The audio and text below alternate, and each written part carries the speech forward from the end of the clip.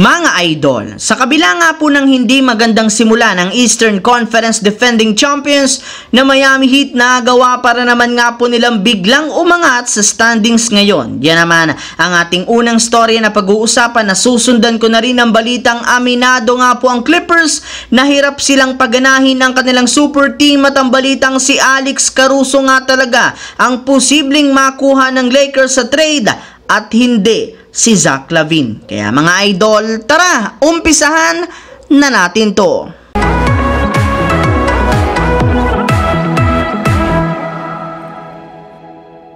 Ang videong ito mga idol ay hatid sa inyo ng Aurora Game, isang play-to-earn mobile app na kung saan pwede kang kumita habang nag-e-enjoy ka. Maraming mga games dito mga idol gaya ng Color Game na alam kong siguradong mananalo kayo. Dragon versus Tiger na simple lang, pipili ka lang kung Dragon ba o Tiger ang mananalo. Meron ding Toss a Coin na alam kong alam nyo na at marami pang iba. Sobrang dali lang mag-register, gamit lang ang iyong mobile number, hintayin ang verification code at gumawa ng password. Madali lang din mag-cash in at pag panalo, cash out agad gamit ang iyong GCash account. Kaya ano pang hinihintay nyo mga idol? Mag-download na at manalo. Nasa comment section ang link para makapagsimula na kayo. Dahil nga po mga idol, napakaraming mahalagang players ang nawala sa Miami Heat ng nagdaang off-season.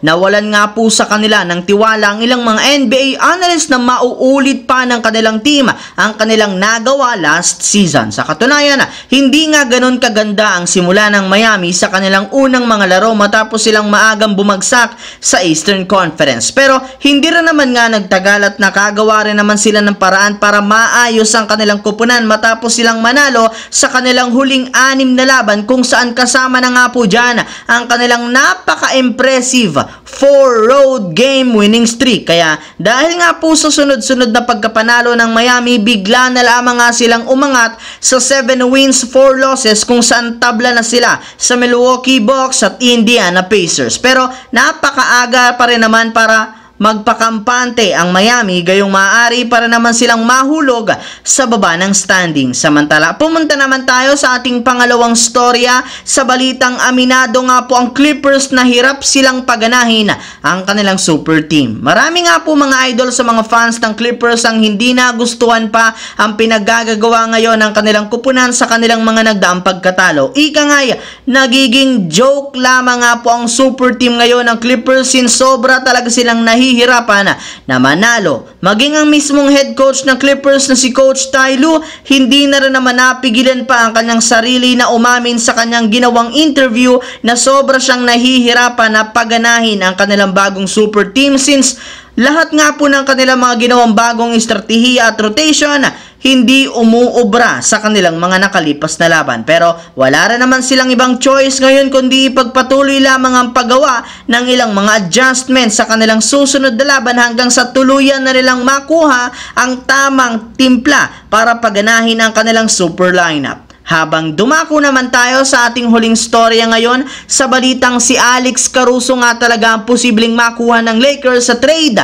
at sa Bulls hindi si Zach LaVine. Gaya nga po mga idol lang naibalita ko sa inyo, kahit gustuhin man nga po ng Lakers na kunin si Zach LaVine sa isang in-season trade, wala rin naman silang sapat na trade assets na ipang-o-offer. Isa pa, kung sakali man nga pong puwersahin nila ang pagkuha dito, sigurado nga po na magugulo lamang ang kanilang kupunan. Kaya nangangamoy na nga na hindi mangyayari ang trade ni LaVine papunta sa Lakers. Instead, mas malaki ang tsansa na kunin na lamang nila sa isang trade si Alex Caruso. Yes mga idol, imbes nga po na si Zach LaVine, maaari lamang nga pong kunin ng Lakers si Alex Caruso since meron rin naman nga silang sapat na trade package para makuha ito mula sa Chicago Bulls na sina Jalen Hood-Schifino, Max Christie at 2 future second round pick na magagamit ng Bulls para sa gagawin nilang rebuilding sa kanilang lineup sa mga susunod na taon.